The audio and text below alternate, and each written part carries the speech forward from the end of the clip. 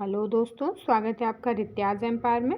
दोस्तों, हम लोग आरआरबी के अभी तक जितने भी प्रीवियस ईयर क्वेश्चंस हैं वो टॉपिक वाइज कवर कर रहे थे जीके के।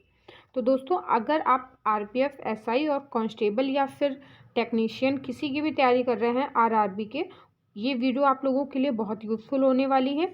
लेकिन अगर आप किसी और कंपटीशन एग्ज़ाम की भी तैयारी कर रहे हैं तो भी ये वीडियोज़ आप लोगों के लिए बहुत यूज़फुल होने वाली हैं, क्योंकि दोस्तों सभी जितने भी कंपटीशन एग्ज़ाम्स हैं उन सभी के जीके का सिलेबस लगभग सेम ही होता है। क्योंकि दोस्तों जीके का सिलेबस है, वही पॉलिटी, वही हिस्ट्री, वही इकोनॉमी, वही इकोलॉजी। बस किसी किसी में कुछ सब्जेक्ट का या कुछ टॉपिक का वेटेज ज़्यादा होता है, किसी किसी में कम होता है। जैसे कि आरपीएफ में दोस्तों लगभग स्टैटिक्स जीके काफ़ी पूछते हैं और साइंस से रिलेटेड क्वेश्चंस काफ़ी पूछते हैं। अगर इसी जगह पे यूपीएसआई का कोई स्टूडेंट है तो उसमें पॉलिटी ज़्यादा पूछते हैं। लेकिन दोस्तों इसमें हम लोग हर सब्जेक्ट को कवर कर रहे हैं टॉपिक वाइज। तो ये अगर आप किसी भी एग्ज़ाम की तैयारी कर रहे हैं, ये वीडियोज़ आप लोगों के लिए बहुत यूज़फुल होने वाली हैं। दोस्तों, इसके पहले हम लोग इसकी एक वीडियो कर चुके हैं, यानी एक टॉपिक हमारा पाषाण काल ख़त्म हो गया था। हम लोगों ने सबसे पहला टॉपिक हिस्ट्री स्टार्ट किया था। हिस्ट्री सब्जेक्ट का पहला टॉपिक हमारा, यानी कि प्राचीन इतिहास का पहला टॉपिक पाषाण काल हमारा हो गया था। दोस्तों, हम लोग सिंधु घाटी सभ्यता में पहुंच गए थे और उसके कुछ क्वेश्चन हम लोगों ने कवर भी किए थे। चलिए, आज की वीडियो में दोस्तों हम लोग सिंधु सभ्यता को पूरा ख़त्म करेंगे और उसके आगे नया स्टार्ट करेंगे। और दोस्तों, आप लोग चाहें तो एक बार इसकी विषय सूची और देख सकते हैं कि आप लोग इसमें क्या क्या कवर करने वाले हैं। ये सारे टॉपिक्स हम लोग कवर करने वाले हैं दोस्तों। और इस बुक के आप लोग पेज भी देख लीजिए, 737 पेज की बुक है। और दोस्तों इसमें आपका ऐसा कोई टॉपिक नहीं है, आप लोग खुद एनालाइज कर सकते हैं कि ऐसा कोई टॉपिक नहीं है जिस टॉपिक से आरआरबी ने अभी तक क्वेश्चन ना पूछा हो। तो अगर आप लोग जीके को हल्के में ले रहे हैं तो बिल्कुल ना लीजिएगा। 50 क्वेश्चन का वेटेज होता है और 50 क्वेश्चन में ही कट ऑफ आपकी बन भी सकती है और बिगड़ भी सकती है। तो चलिए दोस्तों, हम लोग अपने ये देखिए दोस्तों, लगभग 2014 से लेके 2014 से लेके 2022 तक के अभी तक आरआरबी के जितने भी एग्ज़ाम्स हुए हैं लेटेस्ट पैटर्न के, वो सारे क्वेश्चंस हम लोग कवर करेंगे। और दोस्तों चलिए नीचे देख लेते हैं। जो इसका नोट है दोस्तों वो ध्यान से पढ़ लीजिएगा। और ख़ासकर ये जो हाईलाइट है आरपीएफ कांस्टेबल तथा आरपीएफ एसआई की ऑनलाइन परीक्षाओं की कुल 625 प्रश्न पत्रों को इसमें सम्मिलित किया गया है। दोस्तों इसमें कांस्टेबल, एसआई, एनटीपीसी का stage 1-2, group D, JE stage 1-2 और एएलपी, इसके सारे क्वेश्चन पेपर इसमें कवर कराए गए हैं।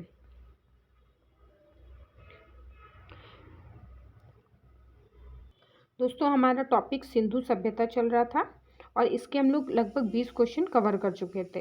तो उसी के आगे से हम अपनी ये वीडियो स्टार्ट करेंगे। तो इसका पहला क्वेश्चन है, सिंधु सभ्यता के इनमें से किन स्थलों में जलाशयों के साक्ष्य मिले हैं? तो इसका बी ऑप्शन सही हो जाएगा, धौलावीरा से।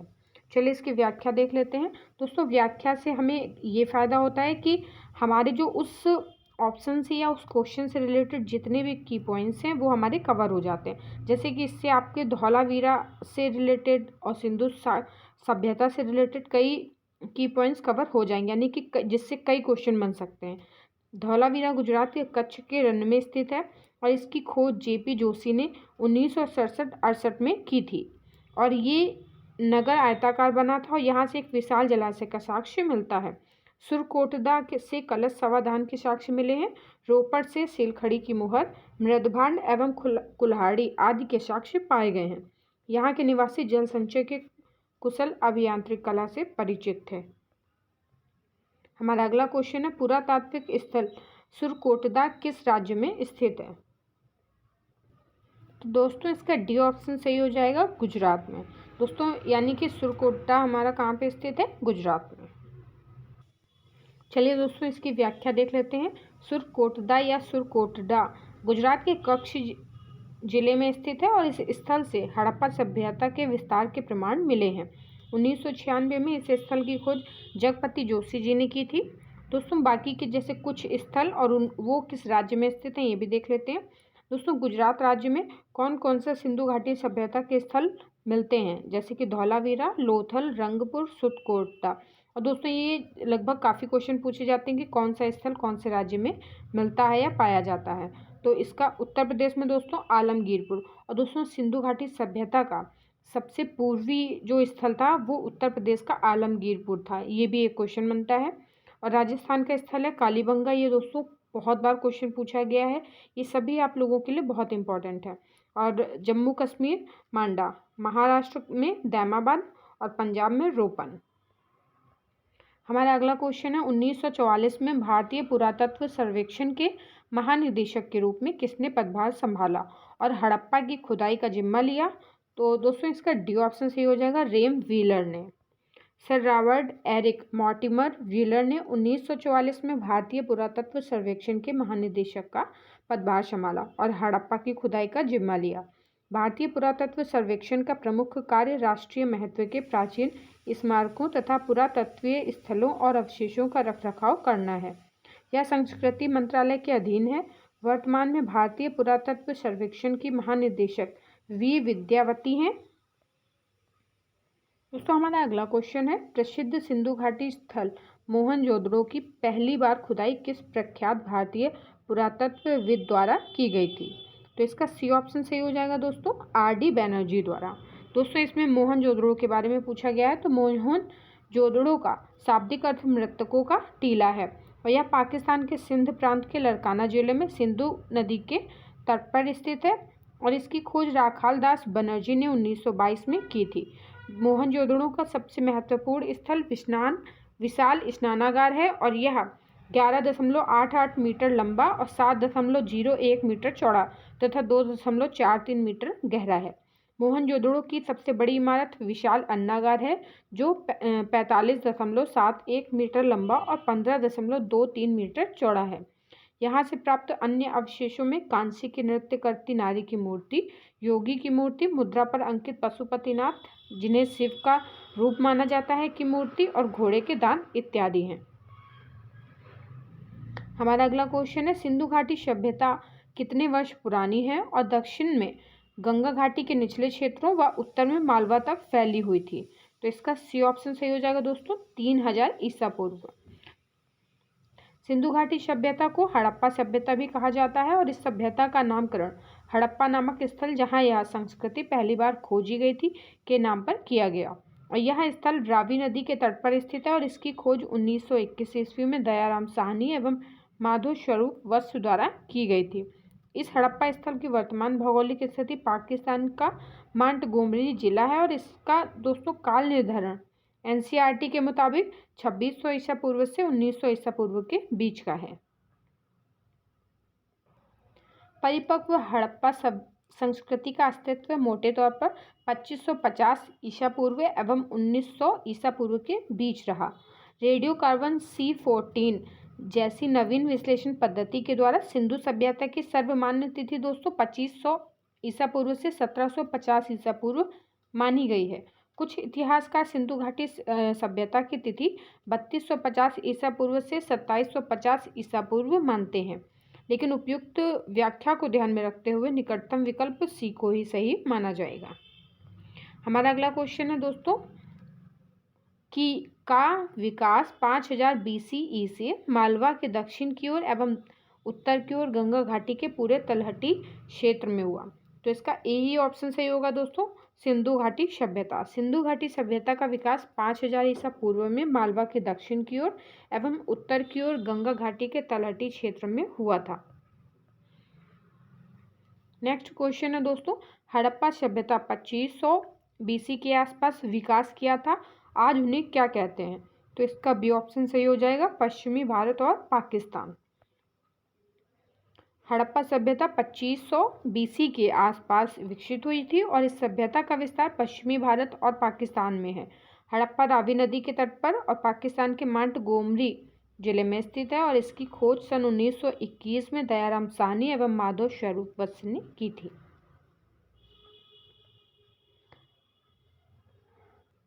दोस्तों हमारा अगला क्वेश्चन है भारत का इतिहास सिंधु घाटी सभ्यता के जन्म से शुरू होता है जो लगभग कब अस्तित्व में आई थी? तो इसका ए ऑप्शन सही हो जाएगा, 2500 ईसा पूर्व।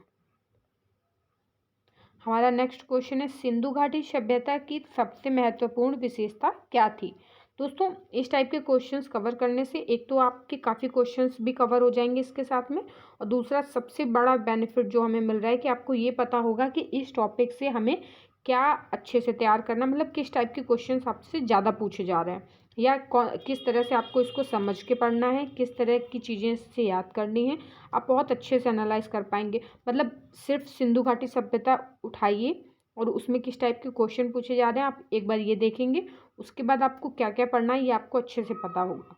तो दोस्तों आपको इधर उधर भटकने की ज़रूरत नहीं है, ना ही आपका दिमाग भटकेगा कि आपको क्या पढ़ना है। जीके का इतना बड़ा सिलेबस है, आपका होगा कि नहीं, 50 क्वेश्चन में कितने क्वेश्चन बन रहे हैं, कम बन रहे हैं।